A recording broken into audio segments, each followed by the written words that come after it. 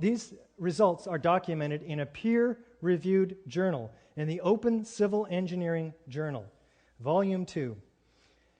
14 points of agreement, he calls it, with official government reports on the World Trade Center destruction, because it turns out that there is much in common between the NIST report, the FEMA report, and the work that we are doing. And of course, there's much disagreement as well. But Dr. Jones is an optimist. So we're going to look for the points of agreement. He's also documented this in Applying the Scientific Method, which is on our website, ae911truth.org, also on journalof911studies.com. With Dr. Jones and his small team of scientists, through EDS, XRF, and WDS, identifies the components of these spheres and chips, predominantly iron, along with aluminum, oxygen, silicon, 1,3-diphenylpropane. The results, coupled with the visual evidence, he says, at the scene, such as the flowing hot liquid metal, providing compelling evidence that thermite reaction compounds were deliberately placed in both World Trade Center towers and Building 7. Verify the results, please. This must be repeatable. There's lots of dust out there. We encourage everyone who has any samples of this dust to email us at ae911truth.org so that we can get repeatable samplings done. We need a lot of this.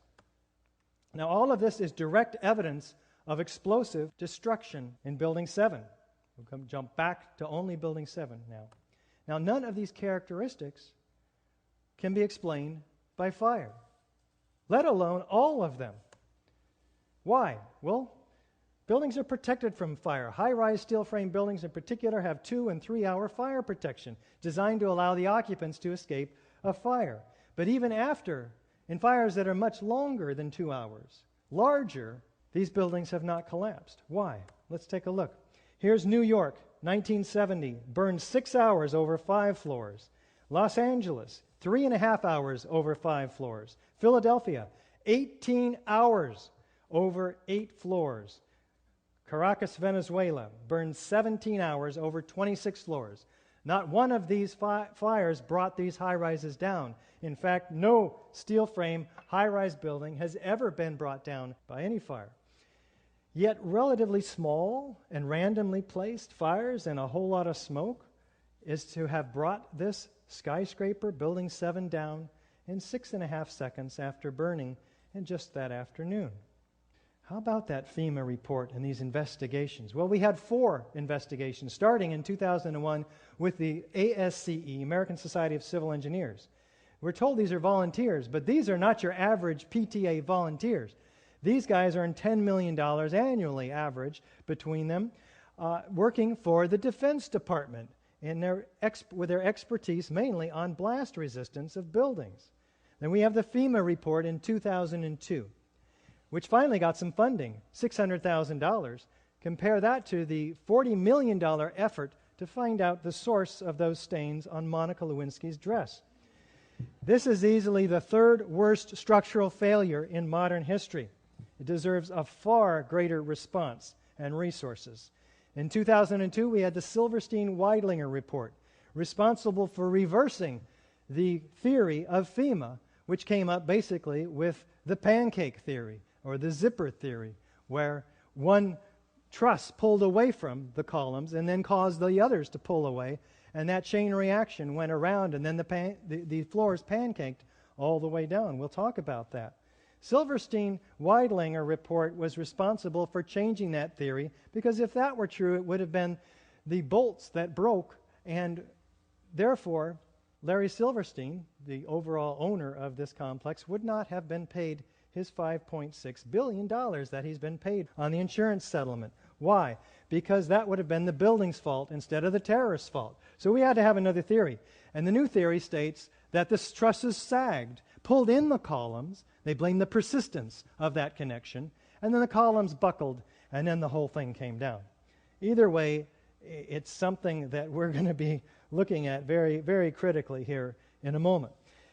Then we have the NIST investigation, which took over all of these investigations in 2005 and came up with a 3-year, $20 million effort. We'll take a close look at NIST's work. These experts who worked on these buildings all worked from the FEMA report, or most of them, into the Weidlinger report and into the NIST report. These are not independent investigation by any means whatsoever. Let's listen to what FEMA did conclude, because it is interesting. Evidence of a severe high-temperature corrosion attack on the steel, including rapid oxidation, sulfidation, and subsequent intergranular melting. Very interesting. Remember, office fires don't melt steel. What melted this steel? Sulfur formed during this hot corrosion attack on the steel. Here is the intergranular melting documented for all of us. Thank you. Capable of turning a solid steel girder into Swiss cheese, like this former column, wide flange column from the structural steel in Building 7. Now, they document this very carefully in their Appendix C. Listen to this. Gaping holes, some larger than a silver dollar, let light shine through. A 1-inch column being reduced to half-inch thickness, its edges curled like a paper scroll, having been thinned to almost razor sharpness. This was the flange, curled up on itself. This is the web of that wide flange column. NIST swept this entire Appendix C under the rug, and we do not have it in the official report today. Listen to this, though. The collapse of World Trade Center 7 had a small debris field as the facade was pulled downward, suggesting internal failure and implosion. The specifics of the fires in World Trade Center 7 and how they caused the building to collapse remain unknown at this time. What? Unknown? The best hypothesis, fire plus random damage, and then complete collapse, has only a low probability of occurrence. Wait a minute. You spent $600,000 of our taxpayer money and over a year investigating this, and it has your best hypothesis isn't even right? What do you do when your hypothesis is not corroborated by the facts? You go back and you construct a new hypothesis. In FEMA's case, punt. And that's what they did. They say further research, investigation, and analysis are needed to resolve this issue. But unfortunately, for those hoping to resolve the issue, much of that evidence had already been destroyed, about 99% of it, in fact, by FEMA, before the report came out in May of 2002. Let's listen to what real investigation should have been performed. Normally, when you have a structural failure, you carefully go through the debris field, looking at each item, photographing every beam as it collapsed and every column where it is in the ground, and you pick them up very carefully and you look at each element. We were unable to do that in the case of Tower 7.